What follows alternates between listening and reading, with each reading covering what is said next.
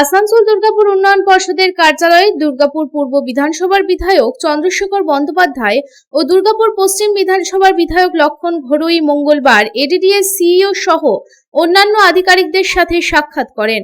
এরপরে এডিডিএ থেকে বেরিয়ে সংবাদ মাধ্যমের মুখোমুখি হন বিধায়ক চন্দ্রশেখর বন্দ্যোপাধ্যায় ও বিধায়ক লক্ষণ চন্দ্র ঘড়ুই।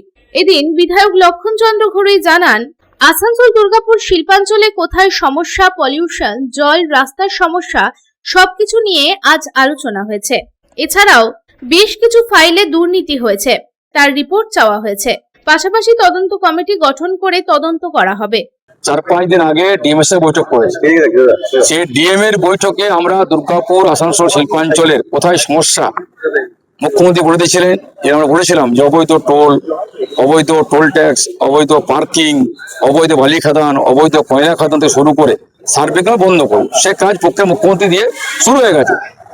আমরা এটাকে বলেছিলাম যে আপনার রিডাকশনের মধ্যে যে সমস্ত অবৈধ ফ্ল্যাট নির্মাণ হচ্ছে, বা আপনি বিধাননগর বাস স্ট্যান্ড ভেঙে দিলেন, কোন বেশি ভাঙলেন, দীর্ঘদিনের বাস স্ট্যান্ড কার নির্দেশে ভাঙা হলো, তার পেছনে জায়গা নিয়ে আবার কাজ শুরু হয়ে গেল।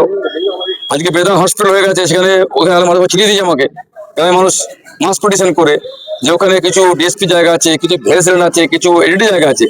তো কোন ক্ষমতা বলে হসপিটাল বানিয়ে দিলেন? উৎস কি ছাড়পত্র কানা দিয়েছেন? এবং সেটা যে হোটেল, সেই হোটেলের একটা সাইড পুরো ইনক্লোজ করে পরে ওখানে বিল্ডিং হয়ে গেছে, অনেক কফি মেশিন, চায়ের দোকান, রেস্টুরেন্ট হয়ে গেছে, আর বাকি সাইডটা ফাঁকা আছে। তো কোন জাদু বলে কোন নেতা বা কোন মন্ত্রী বা কোন পৌরসভা কোন চেয়ারম্যান কার দাঁড়াতে হয়ে গেল? এই পূর্ণাঙ্গ রিপোর্ট চেয়েছি, 7 দিন দিতে বলেছি।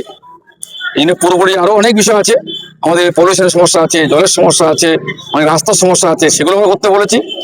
কোনো ফাইল আটকে না থাকে, কাজ শুরু করতে হবে অনেক সমস্যা যেগুলো। কিন্তু ফান্ডিং না হলে কোনো নতুন কাজ শুরু করা সম্ভব নয়। তাই মুখ্যমন্ত্রী আসছেন, আমাদের মাননীয় মুখ্যমন্ত্রী 21 তারিখ আসছেন, তারপর থেকেই কাজে গতি বাড়বে এবং নিশ্চয়ই তিনি কিছু আমাদের গাইডলাইন দিয়ে যাবেন। সেই গাইডলাইনের পরে জোর করে কাজ শুরু হবে। কিন্তু এডিডিএর যে দুর্নীতি হয়েছে, বড় ঘাবলা হয়েছে, সেই তদন্ত ইমিডিয়েট করতে হবে। অপরদিকে এ প্রসঙ্গে বিধায়ক চন্দ্রশেখর বন্দ্যোপাধ্যায় জানান, আজ একটা খুশির দিন। যারা অন্যায়ভাবে ক্ষমতা দখল করেছিল কেউ রেজিগনেশন দেয়নি, তবে আজ সেখানে ডিএম দায়িত্ব নিল, তাই আজ একটি খুশির দিন।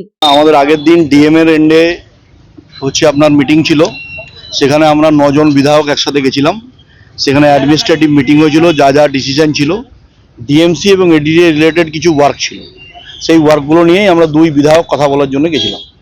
আজকে আমাদের ডিএমসিতে বোর্ড অফ অ্যাডমিনিস্ট্রেটরের যা চেয়ারম্যান ভাইস চেয়ারম্যান ছিল সেটা ভেঙে দিয়ে নতুন করে ডিএম সাহেব আজকে ডিএমসির অ্যাডমিনিস্ট্রেটর হলেন, এবং এডিডি এর ক্ষেত্রেও ডিএম সাহেবই চেয়ারম্যান হিসাবে এখন অ্যাক্ট করবেন যতদিন না নতুন বোর্ড তৈরি হচ্ছে।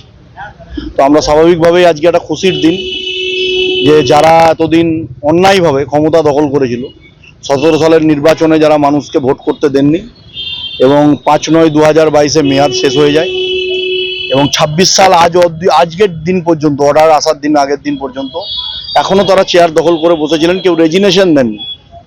যদি তারা ভালো মানুষ হতেন, আমার মনে হয় তাদের আগে এটা রিজাইন করা উচিত ছিল।